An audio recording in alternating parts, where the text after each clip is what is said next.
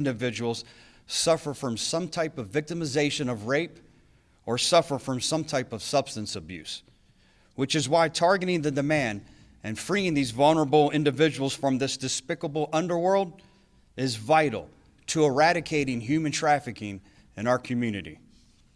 We are just a few weeks away from Super Bowl 55, and the vast majority of visitors who plan to visit our county will be here to simply enjoy the game.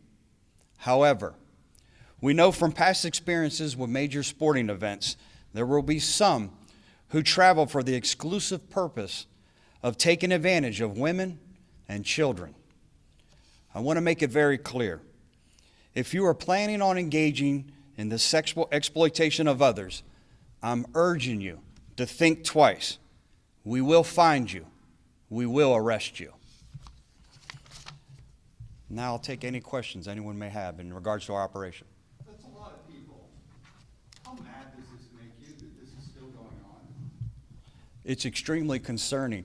I will tell you that our detectives, when they post these online ads in the social media avenues that that this type of activity occurs, they've talked to hundreds of people.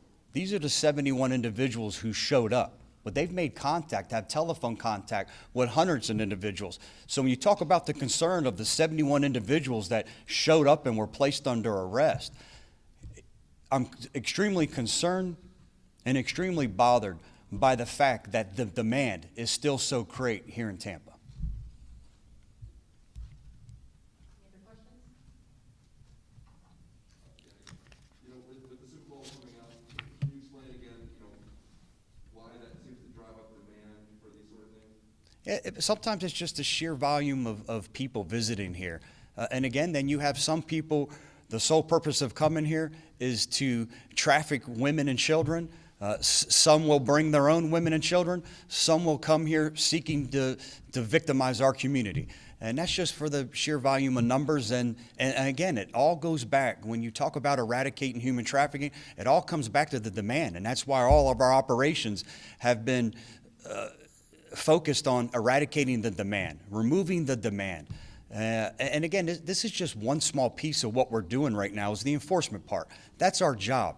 But we've also made an extremely concerted effort in the prevention side, prevention through education, teaching our county employees on the identifying symptoms of someone suffering or someone that's engaged or someone is being trafficked.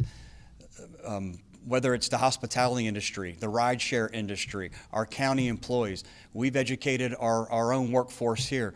Been doing a ton to make sure that we're educating airport employees, everything, again, to make sure we're diminishing the demand as we prepare for the game. But let me just make one thing again abundantly clear. This operation's been a 2-year operation. Until we eradicate human trafficking here in Tampa, Florida, we're not gonna stop. Take a look at the men and women behind you. They're not gonna stop. We're going to keep going. And I love the fact when they sit and they communicate back to me that it's becoming harder and harder. They don't want to meet in Hillsborough County because they know that the heat's been on. Well, that's why I love the media. Thank you for putting this out because we're not going to stop. The game's going to come. The game's going to leave. Our human trafficking efforts are still going to continue. How does this help the human trafficked people, the women, the children, even some of the men, when you're arresting the Johns and they're really not involved yet? Yeah, because if we eradicate the demand, there won't be a demand. It won't be so profitable, and that's a great question. This has become extremely profitable. You know, we generally look at we see movies, what we think is human trafficking, but it's stepfathers. It's boyfriends. It's gang members now are starting to realize how profitable trafficking individuals are. And that's why we're trying to target the demand. If we reduce the demand and it's not so profitable, they'll go on to something else and we can continue doing what we're doing. And that's the best part. And these 71 individuals, some of them have been arrested before, 2 of them sexual offenders. That's great news. But the better news is over the last 2 years, we've been able to rescue 8 victims who've turned their life around, who we work with our non-governmental agencies and gotten them help, gotten them substance abuse help, gotten them back on their feet, got them gainful employment. They're the true heroes here. One last thing. In this era of COVID, how much harder is it to do these sort of That, with just the, you know, the danger of COVID around? well, the sad part is it hasn't reduced the demand. The demand is still there, and we've been monitoring that closely to say, hey, listen, during COVID, is everyone concerned? Will everyone be more safe? Not the case. The demand hasn't diminished at all. The risk to our employees is extremely high, and that's why I started today by, again, just thanking them once again by putting themselves out there to make sure these types of investigations happen and to make sure that we're eradicating human trafficking in Tampa. On a larger scale, aside from Super Bowl, what makes Tampa so attractive? That could be a lot of different things. I mean, I always go back to the reason I came here, and probably most of you, the weather. You know, the weather, a lot of financial implications. There's a lot of different reasons. But I think it's not just Tampa. It's the state of Florida. I think it's the warmer climates.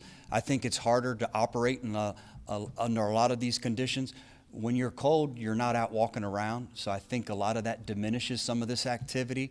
So I think it's the warm weather, you know, haphazardly just joking, but I think a lot of it's the weather. They can operate easier out in the warmer climates. Any other questions? Thank you, sir. Thank you, everyone. Appreciate it. Have a great day.